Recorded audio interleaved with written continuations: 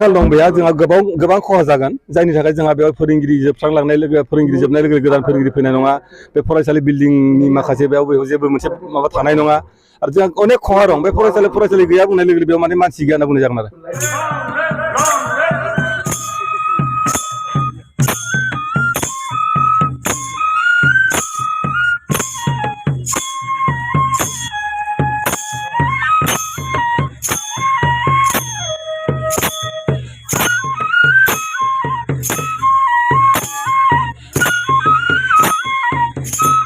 गुरै खावलायहरनाय थाबाय गोजोन्थों।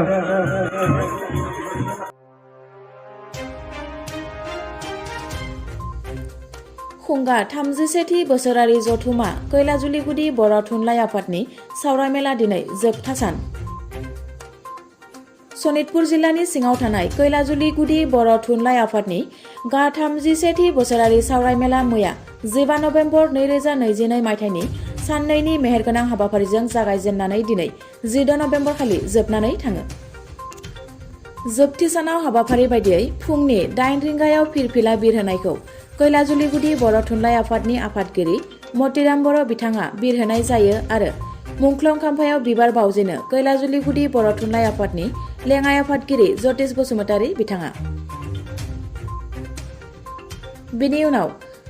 मैया 15 खालार खालि होबोनाय बायदि बादायलायनायनि बान्थाफोरखौ राननाय जायो।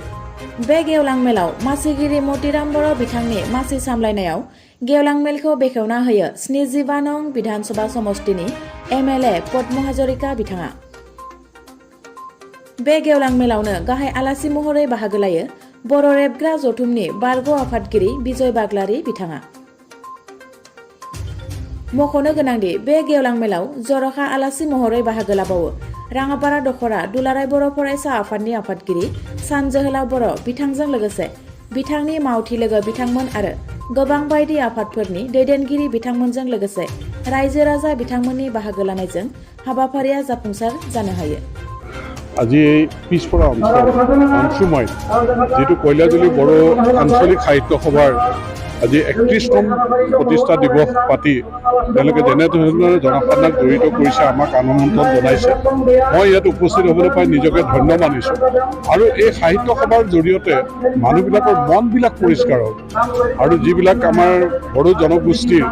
আচলতে এখন দাপোনৰ নিচিনা সাহিত্য সংস্কৃতিৰ জৰিয়তে প্ৰতিফলন হয়। গতিকে এই মহান প্ৰচেষ্টা এওঁলোকে পিছপৰা অঞ্চলত সুন্দৰকৈ কৰি আছে। মোৰ আন্তৰিক শুভেচ্ছা আছে আৰু এই বড়ো সাহিত্য সভাৰ জৰিয়তে আমাৰ মাজত আস্থা বিশ্বাস বৃদ্ধি হ'ব, সমন্বয় সম্প্ৰীতি এনাজৰীডাল টনকিয়াল হ'ব, আমাৰ ল'ৰা ছোৱালীক মানৱ সম্পদ হিচাপে সৃষ্টি কৰি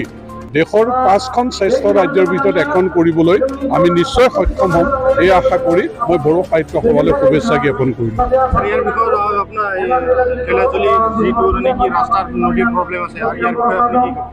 সেইবিলাক আমাৰ ডিপাৰ্টমেণ্টৰ ইতিমধ্যে চোৱা চিতা চলি আছে। সেইবিলাক কাম চৰকাৰীভাৱে হৈ থাকিব আৰু মই মোৰ ক্ষেত্ৰত যিখিনি ল'বলগীয়া পদক্ষেপ আছে মই গ্ৰহণ কৰি আছোঁ। পৰ্যায়ক্ৰমে চৰকাৰী নিয়ম নীতিৰ মাজেৰে পৰ্যায়ক্ৰমে কামবিলাক হৈ আছে। কাৰণ কংগ্ৰেছ চৰকাৰৰ দিনত ইয়াত যিখন আমাৰ সভা হৈছিলে, যিখন FRC কমিটি, সেইখন ৰিজেক্ট হৈছিল কংগ্ৰেছ চৰকাৰৰ দিনত। ওৱান টাইম ৰিজেক্ট হ'লে সেইবিলাক আকৌ ৰিভাইভ কৰাটোত কিছু প্ৰব্লেম আছে। সেই কামখিনি ইয়াত হৈ আছে। FRC কামখিনি আমাৰ ইয়াত পৰ্যায়ক্ৰমে চলি আছে।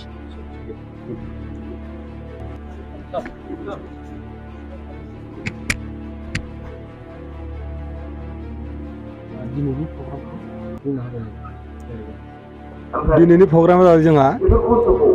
दिनै जोंहा 37थि कैलाजुलिगुदि बर' थुनलाइ आफादनि बोसोरारि जथुमा बेनि थांखिया जादों जोंहा 14 नभेम्बर लोब्बा लाखिनानै जों दिनै बेवहाय जोंहा आनसलिकनि जिथुनिखि जोंहा संजित बायदियै जोङो बोसोरथामाव जोङो खनसे गिदिर खालामनाय जायो। दा बेबायदि जोंहा देग्लाय जोङो बोसोरथामनि टार्म जोबदों। जोंहा देग्लाय टार्मिनेसनबो दङ। बेबायदि जोङो बेखौ दिनै साननैनि हाबाफारि 15 आरो 14 नभेम्बराव जों खुंनाय जादोंमोन। बेवहाय जोंहा गोबां गाजा गोमजायै जोङो हाबाफारि लानाय जादों। फरायसाफोरनि गेलेनाय बाजानायखौ हमफानानै रंजानाय बाजानाय थुनलाइयारि आयदा बायदि बिथिङाव जों गथ'फोरखौ जोङो दिनै मैयानिफ्राय दासिमहालागै जोङो नांथाबबाय थानाय नुनो मोन्दों आरो जों माखासे जोंनि बान्थाबो होनाय जादों। आरो बेयाव जोङो आलासि महरै जोङो फोरोंगिरिनिफ्राय हमनानै जोंनि ओनसोलाव थानाय गोबां मेलेमजिबिफोरखौ जों बेयाव लिंहरनाय जादोंमोन आरो मेन थान्दै मेलावबो। दिनैनि बे गेवलां मेलनि गेजेरजों मा हाबाफारि जोंनि गेवलां मेलनि हाबाफारिया बेनोमोन जे जोंहा जिहेतु दिनै बे गेवलां मेल बुङोब्लाथ' जों एसे गिदिरखौनो जों बुंनांगोन नों दुलाराय जोंनि ओनसोलाव थानाय खैलाजुलि गुदि बर' थुनलाइ आफादनि सिङाव थानाय जेसेबांखिनि गामिनि रायजो राजाफोर दङ लोगोसेयैनो थान्दै बिथांमोन दङ बे बिथांमोना दिनैनि आफादाव सफैजोबनांगौमोन नाथाय दुखुनांथाव बाथ्रा दिनै जोंहा खामानिनि माखासे उसुबिदा जानाय जेरै दिनै बोथोरा आघोन मास एबा माइ हानायनि सम जानायलाय माखासे जोंहा थान्दै बिथांमोना सहैनो हादिया आरो रायजो राजा माखासे सहैजोबनो हादिया खोब खम सुबुंफोरनि गेजेरजोंनो जों दिनैनि बे गेवलां मेलखौ जों खुंफुंनाय जाबाय आरो मैयानि डेलिगेट सेसनाव हाबाफारिजों सावरायनाय जागोन जों मैयानि डेलिगेटनि हाबाफारिनि गेजेरजों जोङो बेखौनो सावरायनाय जादों दा जोंनि गेजेराव जोंहा बोसोरथामाव जिहेतु जोंहा गिदिरै खुङोमोनब्लाबो माखासे थान्दै आफादफोरनि अजद बायदियै जोङो बोसोरफ्रोमबो जोङो बेबायदिनो रंजानाय बाजानाय गेलेनाय खन्थाइ आवरायनाय हारिमु आयदा मेथाइ खननाय बायदि बिथिंखौ जों बोसोरफ्रोमबो लानो थांखि लानाय जादों आरो लोगोसेयैनो जायफोर बिथांमोना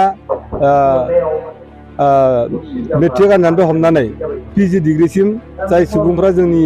ओनसोलनिफ्राय बांसिन नाम्बार लानानै उथ्रिसार जानो हायो जों बिथांमोननो बान्था होनायनि माखासे राहा लामाखौ जों लाबोनाय जाबाय दिनैनि मुगायाव दिनाव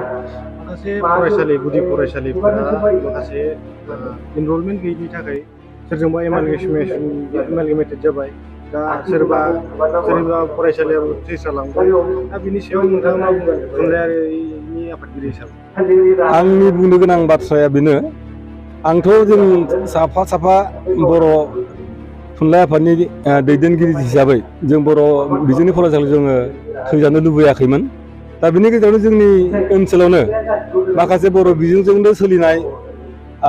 माखासे प्राइभेट फरायसालिफोर ओंखारदों आरो आथिखालनि मुगायाव बे प्राइभेट फरायसालिनि जिथुनिखि बिसोरनि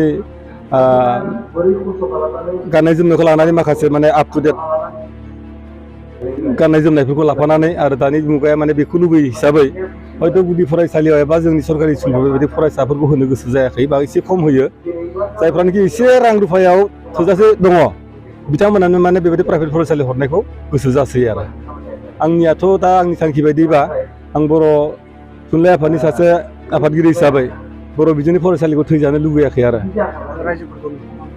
आंथ' रायजोफोरखौ दासिमहालागै बर' बिजोङावनो फरायनो थिनदों बिथोनबो होगासिनो दङ आरो हायोब्ला जोंनि सरकारि गुदि फरायसालिखौ लाखिथारनांगौ बे जोंनि गासैबो गामियारि रायजोफोरनि थाखाय बियो मोनसे मावनां खामानि गुदि फरायसालिया जोबस्रांजोबथारोबा बेयाव बर' समाजा मा खहा जागोन गोबां आंखाल दं बेहा जोंहा